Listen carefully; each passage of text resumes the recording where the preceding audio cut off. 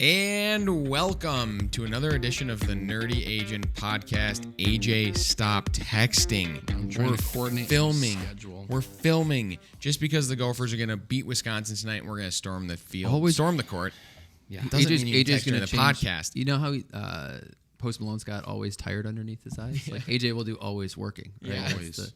Never stopping. And my favorite is when I look at AJ's got his double phones. Now he's got personal and business, and he takes it and he just goes like this. You open them like a book. We should invent a phone that's two phones and one that flips, so you can have two It's like texts, it's but like it's a connected. flip. It's a flip phone, but it's two phones. Can they be separate though? Correct. No. What? I- yes, they zipper. They can zipper down the middle. We are punchy. Whoever wants to take this Great- idea and run great with it, knowledge, go yeah. ahead and lose all of your money. making Yeah, this you idea. could do that, but if you do make money, we will sue you. I think there's something called Royalty. like proprietary knowledge or IP. something. Yeah. I definitely thought of it first. All right, well this week we are going to talk about winning in multiple offers and what you should do as a buyer's agent in those scenarios to give your buyers the best possible chance. The reason I wanted to chat about this week is I had a listing this last weekend, and I was a little bit surprised as to, you know, the offers were written pretty well, but there wasn't as much like calling me and asking me where they were in the order of offers and if there's anything else they can do. And so I wanted to chat about that. But to start, I was looking at the numbers. We got an email yesterday, and I was just asking AJ, how many sales has the Advisory Realty Group turned in January so far? I think like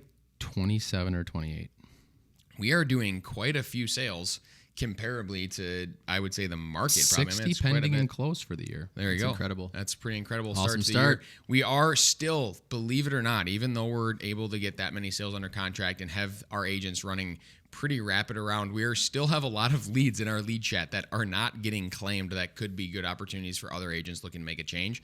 And I know I plugged this last week, but I'm going to plug it again. If you're looking for something different, we'd love to chat with you. We'd love to grab coffee. I think me and AJ are grabbing coffee with someone tomorrow who's going to be a pretty good fit for our team. We So got we're one. pretty- We got one this afternoon together, AJ and I did. we too. got another one this afternoon. So we're Yep. growing pretty rapidly. We're always looking to add good agents. So even if it's somebody you know and it's not you personally, we'd love to connect. So let us know on that. But back to what really matters. That was the would you rather. So we're gonna skip the would you rather. of the week. Should we role play this? Role play the. You're the listing agent. So let's back up. We can do that, but back up. So you're a buyer's agent and you go to show a house. What's the first thing you should do, especially in this market? You're driving over to the house. So this is one thing that one person on our team started about 2 years ago. Reed started talking about this, and everyone was like, "Oh my gosh, this is something that no one does." Mm-hmm. But Reed, literally every house that he drives to, and we started taking this and telling our agents to do this. Before he gets there, he calls the listing agent on the phone on his way to the house and says, "Hey, I'm Josh from the Advisory Realty Group. I'm showing your house at 2 p.m. I just wanted to check in and make sure, is there anything specific that I can do to make sure I give a great showing to my client today?" And it's establishing rapport. It's talking to that agent. It's trying to get on the same kind of page and team as them, because you want a listing agent to like you if your buyer ends up liking that house. Then on top of that, if the listing agent's like, yeah, this, right, you have a conversation, I would ask questions like, hey, has the showing activity been good on it? How many have you had so far? Do you have any offers? Any yet? offers in hand? I explained this to my clients. I had 2 buyer meetings this weekend, and I would explain them as I played detective for you, right? My job is to ask a lot of questions and to learn a lot of information so I can best advise you as a buyer on what you're going to need to know to make a decision on this house. It's one of the biggest faults that we see with other agents on the buy side is they don't call, they don't talk, they don't communicate, they don't ask questions or learn anything. They just kind of shotgun out things or just ask their clients, well, what do you want to offer? And then they just make an offer and they throw it out. So you drive over to the house, you call the agent. That's step one. You show the house. Your buyer then decides that they want to offer on the house. What's the next step? Well, it depends. Do they have offers or not have offers? We're assuming this is going to be like, yeah, they had offers going in. So you call them, they said they had offers. Yeah, I mean, there's a lot of Pretty different standard. scenarios. I've talked to a couple agents on our team this week who were running into competitive situations where they were going to get offers, but they didn't have any offers yet, which we don't need to get into all of that. But if they do have offers and they've created a deadline, right? Let's say they said highest and best for 6 p.m. I say, here's the deal, guys. There are 3 terms that matter more than anything most of the time, 99% of the time. I can ask the listing agent what the preferred closing date is, or if they want a written statement, or if there's some earnest money. There's smaller items. Everybody wants to know the preferred closing date. What is the preferred closing date? I was like, I get it, but I was like, just throw one on there. I'll just tell you which date when we. Well, get if to we that have a point. preferred We'll closing just date, we'll counter it. put it in the notes. I'll just counter it. Yeah. Yeah, exactly. So that stuff isn't usually the utmost importance. The first thing that's the most important is how much money is the seller going to walk away with at the closing, right? So if this closes, what's the check the seller's going to get? So who has the highest price, one could say. Yep. And then you have the secondary most important terms, which are, is this house going to appraise? And if it doesn't appraise, what's going to happen? What's the protocol? Is the buyer paying some sort of difference up to a certain amount? Are they paying the whole thing?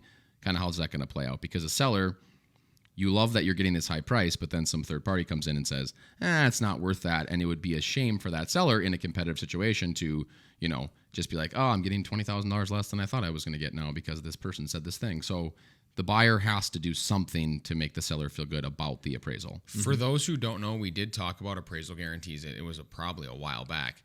But remember, if you are a buyer's agent and you have a client that's putting more than 5% down on a property and they qualify at 5% down on that property, whatever the difference above 5% is, theoretically could be an appraisal guarantee. If you're putting 10% down on a $300,000 house and you qualify at 5% down, that buyer can put $15K for the appraisal difference, 5% of 300, and they can just lower their down payment to 5% and use the 15 cover the difference, and it's legitimately basically the same thing. They'll have a few more payments to get to 20% to remove PMI, but it's a really good way to essentially hack that appraisal system. Yeah, it will keep the same loan balance. Typically, it will be the same rate. Make sure if you don't have a good lender that you're in touch with, that you talk to them. The only thing that's going to increase is their MI premium, which it might not be that much, but it will make their payment go up just a little bit. Would the amount go up on the MI Yeah, premium? PMI will go The up. payment will, because at 10%, it's a little bit cheaper than it is at 5, okay, but that's a little still, it's still not the end of the world. And if it gets them the house, most people are pretty thrilled Better if off their getting the MI house. is up $50 a month and they got the house because they had that gap in there. Yep. The other secondary item that's very important, which we've talked about, is inspection. So are you doing an inspection? Is there any language around what would allow you to negotiate or back out of a contract during that inspection? Are you skipping the inspection altogether, right? So we had an agent on our team. His buyer was feeling frustrated because he lost 3 offers over 1 week. And I said, well, what were the offers? And he told me. And again, most of the time, our guidance when there's more than three or more offers is you got to be about 8 to 10% over the list price on a net basis. So no closing costs, and price needs to be 8 to 10% over. And that could be an escalation clause. And again, we don't need to get into all the ways that we do this, but you need to be around that number to be competitive. Secondly, you need to have these strong appraisal language. Third, you got to have, if you're doing an inspection, it's got to have some strong language around it. Now, at the end of the day, And ideally would be a faster inspection. a faster, sure. Yeah. Less than 5 days. And Yes. and at the end of the day, this agent on our team whose buyer lost these 3 offers, the first one they got second place and they made a pretty good offer. The second 2 they made really good offers, but the second offer they got a cash offer that they said we're just not going to do the financed offer because we can get a cash offer and we're going to go with that. Whether people agree with that or not doesn't matter. It's the seller's house and their decision, right? The third one had a no inspection offer, and this buyer just isn't willing to not do an inspection for good reasons. But you can't control for that. So I think it's really important when, to Josh's point, you're doing a buyer meeting that you're setting the expectation of, if we're doing an inspection and a seller values no inspection over all else, and they can get push that person to your price and get no inspection and you lose, you're going to have to be okay with letting that go over that term, right? What I tell every buyer in these buyer meetings is I'm going to give you what I think is the 75% chance likelihood of winning offer. I'll tell you what it is, and it might have no inspection in it, but I'm not going to encourage you to do that. I'm just going to make you aware of if I was going to say, hey, here's a winner or here's a competitor if there's 14 offers, here's what it would be, right? And I'll let you know up front kind of what that looks like, and then you can make the decision if you want to go with that or not. But the goal should be, as an agent, every single one of us listening to this, doing this for a living, you should be able to get to the point where you know roughly what that winning offer is going to be on every house you offer on. And I think that's something that very few people actually feel like they get to, and they need to work harder to get there, in my personal opinion, right? As a listing agent, I'll list a house that gets 6, 7 offers, and 3 of them will just be emails. Mm-hmm. They've never called me. They've never asked a question. They've just sent an email. How are you expecting to be anywhere near the right place with no information about what's going on with that deal, right? It's of the utmost importance. Our job is to help our people have success, to give them the information to make that decision as to whether or not they want to throw out something that's really aggressive it's their choice, but at least you need to give them the information to be able to make that choice at the end of the day. And I often say the listing agent should feel bad if they have to tell you that you lost. I don't feel bad when someone just shoots an email to me and then I just respond with my email saying, sorry, you lost. I more so feel annoyed in that case. It's annoying, right? So if someone's calling me saying, oh, I've worked with these guys for so long, they've made so many offers, this was such a great offer, we thought, and their dog's gonna love playing in that backyard, and they're having a baby, and they tell me this whole story. I'm like, I mean, I'm sorry, we're gonna go with the best offer, but like we may say, hey, these guys have been super communicative, right? Yep. They're on top of it.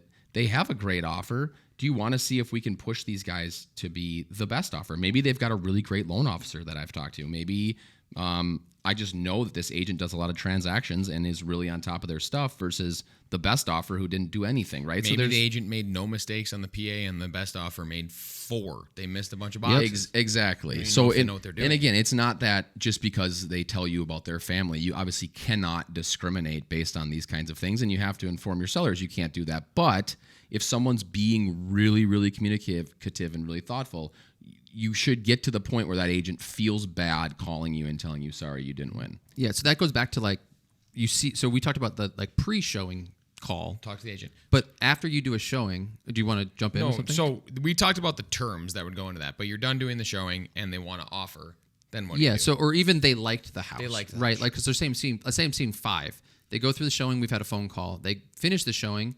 I will call the agent again, saying, "Hey, the showing went really well. Like they're legitimately interested. We have some others that we're looking at, and even if we don't, I always at least say that because if they don't have any offers, you might create some leverage that way. So I'm just curious, like do you like if you've already learned you have offers, but like what kind of things are you seeing in your offers roughly? I mean, like they're pre-approved at this level. Is that going to work for you? They really want to have inspection just because they're first-time home buyers, and I just want to make sure that they're comfortable with it. I can put language basically saying, like, we're not going to negotiate anything. That's not at all what we're operating under, but they just want to be safe because I kind of hate this world where we're just throwing no inspection offers out all the way. Because there are some agents who hate the no inspection world too. So you're creating a relationship. You're asking questions, and I one that I always use is, you got anything crazy in hand right now, right? Like, you getting any crazy offers? And based on how they respond to that, you can kind of get to rough estimates of price points. People will talk way too much on the phone if you just call them and start asking questions most of the time. Yeah, how's 350? Is that in the ballpark? Are we competitive at that point? So you've had that conversation, you get some information, they end up wanting to offer, you submit the offer.